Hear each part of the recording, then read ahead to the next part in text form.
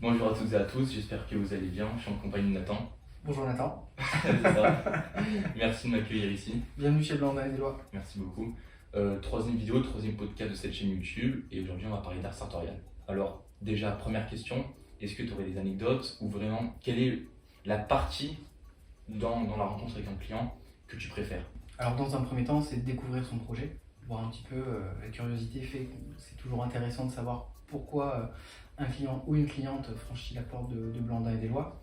Mais sinon, s'il faut retenir un moment, c'est quand, encore une fois, le ou la cliente sort de la cabine d'essayage, se dirige vers le miroir pour voir le résultat de la tenue, et tu vois le sourire apparaître sur le visage, tu sais que là, tu as réussi ta mission et du coup, voilà, la personne elle est satisfaite du service et du produit que tu as fait. C'est le meilleur moment. Ouais, c'est sûr. Et dans cet accompagnement à guider les personnes, on va dire, dans le choix de leur tenue, parce que vous faites des costumes sur mesure, quoi, comme les gens voient à la caméra d'ailleurs, c'est quoi pour toi l'accessoire, on va dire, fétiche Ouais. qu'une personne peut mettre pour vraiment se mettre en valeur? Alors l'accessoire fétiche, ce qui est bien, c'est que sur un accessoire fétiche, c'est pas tout le monde qui aura le même. C'est pour ça aussi que c'est un petit côté fétiche.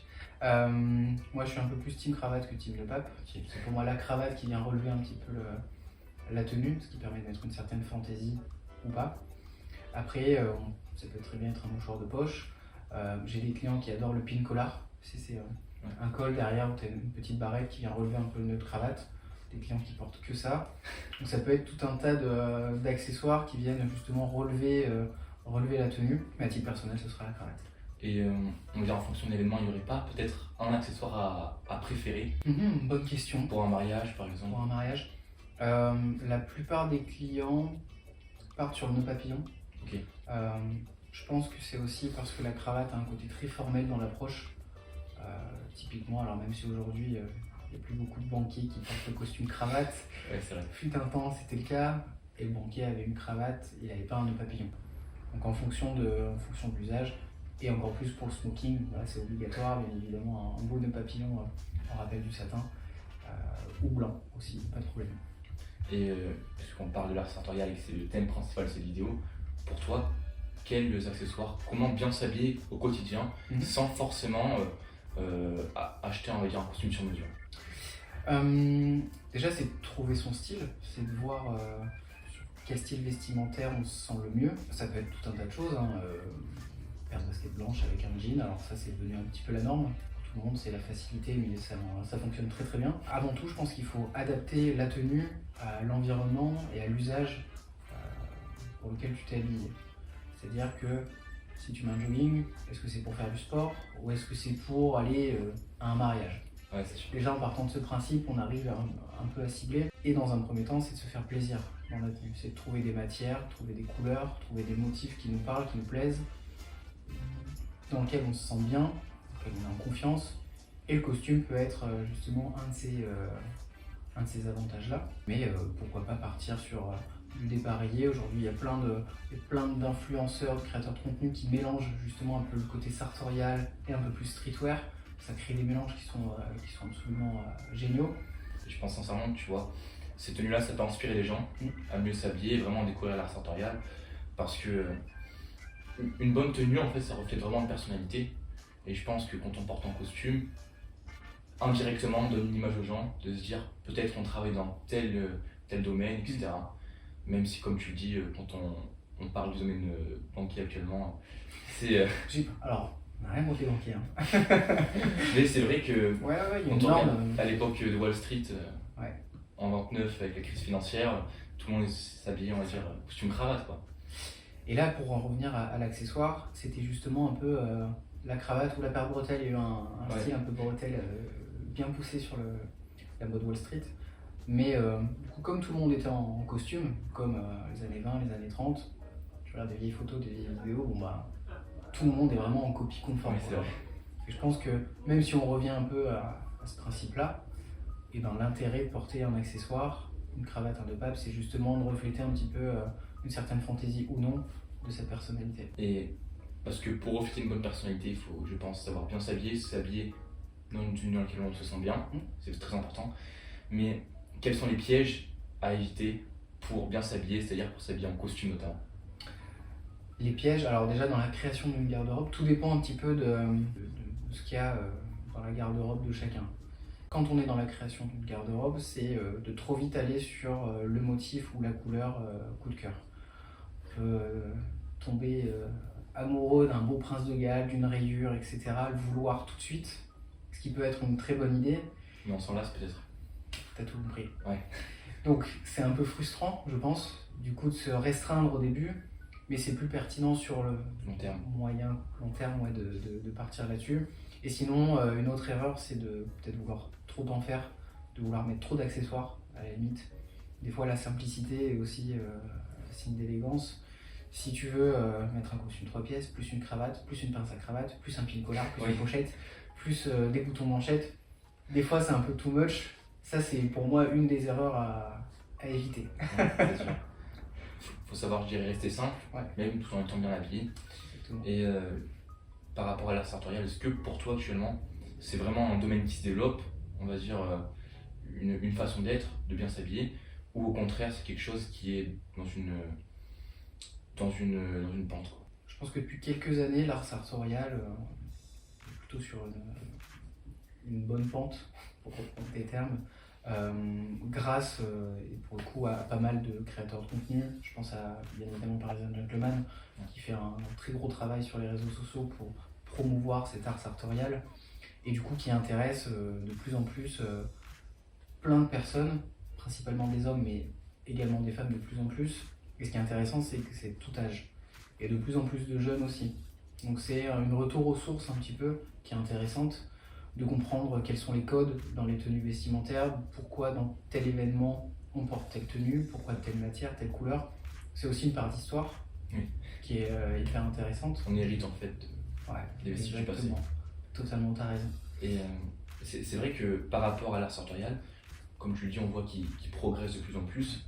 Et je pense qu'on ne peut pas parler de mode, mais vraiment, ça devient vraiment, je pense, un objet d'étude à part entière maintenant, où il faut savoir tout le temps bien s'habiller, pour, premièrement, parce qu'on se sent bien, en revenant sur les termes, c'est très important d'appuyer là-dessus, mais aussi pour, je dirais, faire bonne impression, car notre tenue dégage directement notre personnalité, quoi. Totalement. Voilà. Et pour toi, comment l'art sartorial est en devenir? Parce que maintenant, je sais pas si tu suis, mais il y a un bodybuilder qui s'appelle Stéphane NFC. Oui. Qui est, voilà, il fait des compétitions comme Mister Olympia, qui est donc très balèze, il est très costaud, et qui pratique, on va dire, l'art sartorial, avec des beaux costumes, etc. Est-ce que, pour toi, c'est vraiment bien, peu importe sa morphologie, etc., de s'habiller en costume, ou il y a vraiment des tenues à privilégier selon sa morphologie, plus on est fin, assez large, etc. Alors, là, le monsieur est très très costaud quand même. Oui. Donc, On va vous mettre une image juste ici. ouais, là le Ouais, monsieur Stéphane est est costaud. très solide. Donc, bien évidemment, les gens qui l'accompagnent dans le choix de ses tenues, je ne sais pas s'il fait du sur-mesure ou pas. J'ai déjà vu de ses contenus passer, j'avais jamais fait gaffe qu'il était dans l'art sartorial aussi. Mais lui, il lui faut des choses adaptées, aussi bien au niveau des matières que des coupes, parce que là, on est sur un physique hors norme. Et donc, du coup, des gens prêts à porter, je pense que ça doit pas être sympa. C'est Ouais. sûr. Mais au-delà de ça, ce qui est intéressant, au-delà du vêtement et du costume, c'est que l'art sartorial, ça peut toucher tout un tas de sujets. C'est les bonnes manières, n'importe quoi, l'art de se plonger dans tel ou tel domaine. Si les gens aiment bien le whisky, c'est bon, bah, pourquoi on préfère tel whisky. Le vin, typiquement, la nourriture. Souvent, Une gastronomie, c'est sûr. tu te rends compte qu'en fait, ça se rejoint au bout d'un moment, tel vin avec tel plat. Donc ça peut englober aussi l'art sartorial. C'est, je pense, entre guillemets, une approche de ne pas faire n'importe quoi dans plein de domaines. Et le costume, on va rester cohérent. Ouais, de rester cohérent et de trouver, peut-être d'avoir un peu plus de recherche derrière, trouver les belles matières, les bons motifs. Pareil pour un bon vin, pareil pour un bon plat, trouver les bons ingrédients dès le début pour qu'au final le résultat soit génial. Pour une tenue, c'est pareil. C'est tout un tas de petits détails qui vont faire que le rendu final va être extraordinaire. C'est sûr. Et on va voir à la caméra, on va mettre des plans jusqu'ici. Juste ici, pardon. C'est quoi vraiment les pièces maîtresses que vous mettez en valeur et surtout qui plaisent le plus aux clients? Alors, en fonction de l'usage, Si par exemple on est sur un client qui vient pour une tenue de mariage, très souvent, et ce qu'on conseille, c'est le costume 3 pièces, qui est quand même une des tenues les plus élégantes pour un mariage. Le gros avantage aussi, c'est que le marié pourra quitter sa veste et grâce au gilet pourra rester dans une tenue assez élégante. Le client sera plus à l'aise, plus élégant une fois qu'il aura quitté sa veste. Il va être dans une tenue un peu plus confortable pour son mariage. Ensuite, pour les clients business, de plus en plus, on a de demandes sur du dépareillé. Alors, il y a toujours les intemporels, le marine, le gris, sur des teintes et des nuances différentes, ça n'y a pas de problème. Mais on a de plus en plus de demandes sur du dépareillé, faire des vestes un peu plus chinées, repartir sur un classique blazer en laine froide bleu marine, pourquoi pas jouer le jeu à fond avec les boutons dorés, simple et efficace, c'est sûr. Un bon basique. Et au-delà du costume, on a de plus en plus de demandes sur du jean sur mesure. Ça, c'est une des nouveautés. Alors, des nouveautés, ça fait peut-être 2 ans qu'on le propose, mais on a de plus en plus de demandes. Et en même temps, on accompagne les gens sur de la chemise sur mesure, avec une légère rayure, avec des motifs ou des couleurs assez sympas aussi. Parce que le côté très formel du complet de pièces, et là pour le coup, alors même si l'art sartorial monte un peu, le costume dans sa globalité apporté au quotidien, du moins dans le cadre professionnel pour en revenir au fameux banquier, du coup est un peu moins en vogue. Oui, c'est sûr. Et le costume croisé, toutes sont portés de plus en plus. De plus en plus, ouais. Et c'est trop bien. Un grand fan du costume croisé, ça apporte, pareil, on peut avoir un costume croisé tout à fait classique sur un bleu marine, mais déjà le fait que la veste soit croisée apporte une originalité et une élégance qu'on voit pas tous les jours. Et je pense aussi, c'est parce qu'on voit peut-être moins, c'est moins proposé dans les enseignes un peu plus connues. Et donc obligatoirement, quand on franchit la porte de Blandin-des-Lois et qu'on fait une veste croisée, sur mesure, qu'on prend un tissu un peu sympa, voilà, ça fait... toute la différence. Ouais, carrément. C'est ça. Parce qu'on a beaucoup parlé des costumes, des chemises, etc. Mais au niveau de la paire de souliers, les chaussures en elles-mêmes, est-ce qu'il n'y aurait pas, on va dire, un modèle à préférer, par exemple, suivant l'occasion, par exemple, les monkey straps, etc. La Richelieu reste l'intemporel, c'est un classique et l'intérêt c'est que peut se porter dans différentes occasions. Alors après, en fonction de la couleur, on va voir si on est très traditionnel et on se dit pas de Marois-en-Ville, no Brownington comme les Anglais disent, donc à voir si on respecte ça ou pas. Après, comme tu le dis, sur de la simple ou double boucle, c'est génial parce que ça donne pareil une petite touche d'originalité et c'est canon quoi. Aujourd'hui, c'est un peu plus sur les formes, j'ai l'impression qu'on vient des formes un peu plus anglaises, des formes un peu plus arrondies au bout. Il y a un moment où c'était très pointu, peut-être trop pointu quand on prend un peu de recul. Et aujourd'hui, on revient sur des formes un peu plus rondes et c'est plus sympa parce que, pareil, au niveau des coupes de pantalon, pour revenir un peu au costume, le côté trop cintré est un peu en train de partir. Même si, traditionnellement, dans l'art sartorial, ça n'a jamais été trop la base, mais même au niveau du grand public, le slim fit est un peu en train de partir, ce qui faisait qu'à un moment, tout était slim fit avec des chaussures pointues. Ouais. Visuellement, ça faisait... Très serré. Ouais, c'était pas chouette. Donc là, le fait d'arrondir un peu le soulier et de réélargir le bas de jambe, ça recrée une cohérence et des choses au niveau de la proportion qui sont beaucoup plus jolies. Et je vais te poser une question qui, je pense, tu auras la réponse. En costume rouge. Costume rouge ? Oui. Ok. Ça se porte ou c'est spécial quand même ? Bah, tout dépend de l'occasion. Si la personne qui le fait avec plaisir. Ouais. Carrément, si ça lui fait plaisir de porter un costume rouge. Alors après, il y a plein de... peut-être un rouge bordeaux un peu qui commence à aller sur le lit de vin. Si on part sur un bordeaux un peu flashy. Ouais. Le seul risque pour moi, c'est de se lasser. C'est-à-dire que si par exemple, tu as 4 mariages dans l'année et que tu as acheté ce costume rouge pour faire les 4 mariages, est-ce qu'au bout d'un moment, les gens peuvent se dire « Oh, il a encore mis son costume rouge ». Si c'était un bleu... Est-ce que c'est les mêmes personnes ? Est-ce que c'est la même ? Ouais, c'est sûr aussi.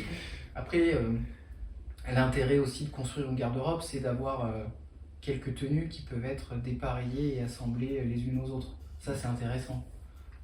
Mais pour le costume rouge, c'est parti. On peut... Et on a parlé d'anecdotes tout à l'heure. Est-ce qu'il y aurait vraiment des expériences à privilégier pour se plonger directement dans le domaine, dans l'art sartorial ? Déjà, se renseigner. Je pense que plein de domaines, se renseigner de son côté, c'est hyper important pour déjà trouver dans quelle exactitude on se retrouve. Donc des vidéos comme les podcasts que tu fais, c'est génial parce que ça permet aux gens depuis chez eux de regarder, de se renseigner, d'apprendre et ensuite d'aller dans des boutiques spécialisées pour continuer un petit peu la recherche et avoir des conseils un peu plus poussés. Mais ouais, la démarche, elle peut être longue. Et c'est ce qui est aussi frustrant, c'est que souvent on veut tout de suite pour plein de choses et le vêtement il en fait partie. Et surtout qu'on est dans une société un peu de consommation avec le prêt-à-porter, on peut aller en boutique et repartir avec une garde-robe complète en mesure. C'est un peu plus long, il faut être patient. Un peu plus cher aussi. Un peu plus cher aussi. Ouais, c'est vrai. Un peu plus cher aussi. Donc il faut pas faire n'importe quoi aussi parce qu'il y a une notion de budget. Donc voilà. Et tu travailles ici à Blandin-et-Deloye, Clermont-Ferrand. Est-ce que il y a vraiment une histoire derrière? Est-ce que tu pourrais nous la raconter?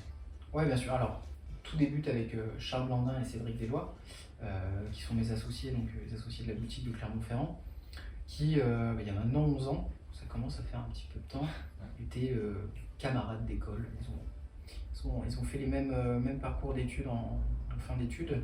Et du coup, comme très souvent, ça part un peu d'une blague. C'est-à-dire, ils se sont dit pourquoi on ne créerait pas une marque de costumes sur mesure, parce que eux avaient remarqué qu'il n'y avait pas forcément d'offres au moment où ils rentraient sur le marché du travail. Et puis alors ils l'expliqueront mieux que moi, il y a une vidéo aussi de Parisian Gentleman sur Blandin-et-Deloye qui est très cool.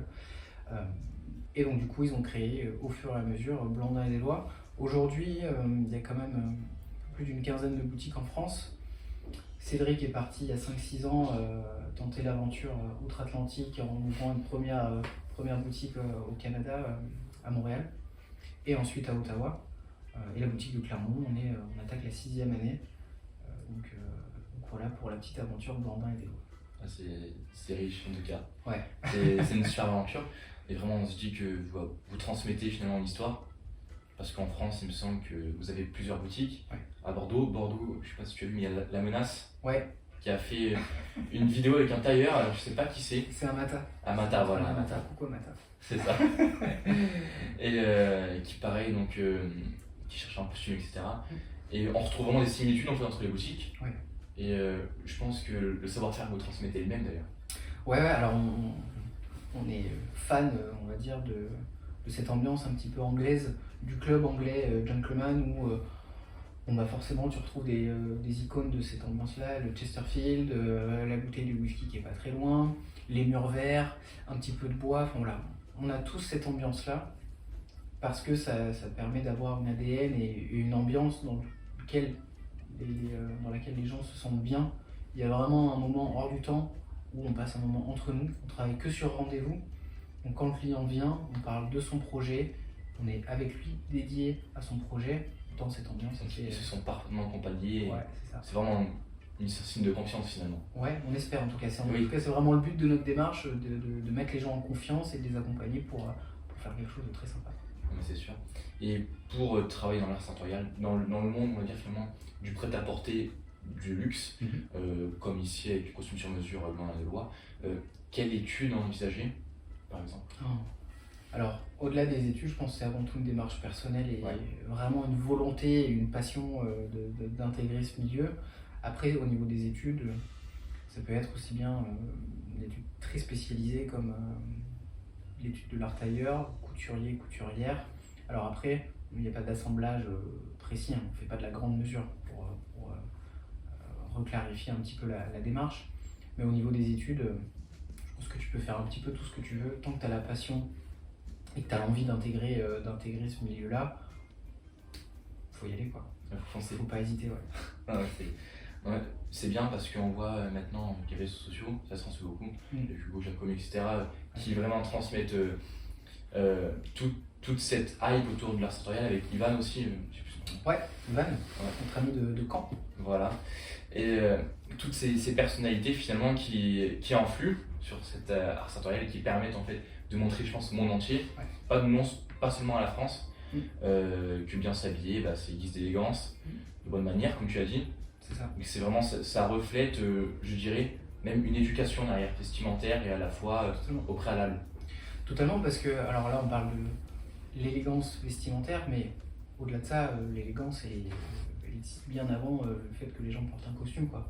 Tu peux être très élégant et avoir un short. Tu vois, si tu as une attitude élégante, si tu es poli, si tu es courtois, si tu as des gestes galants, enfin, ça englobe tout un tas de choses, l'élégance. Et on n'est pas obligé de porter un costume 3 pièces, la totale pour être élégant. Maintenant, effectivement, dans l'élégance vestimentaire, le costume arrive très souvent en premier lieu. Et c'est tant mieux, d'ailleurs. Mais voilà, on a plein de façons d'aborder l'élégance. Et le costume en fait partie. Bon bah, super.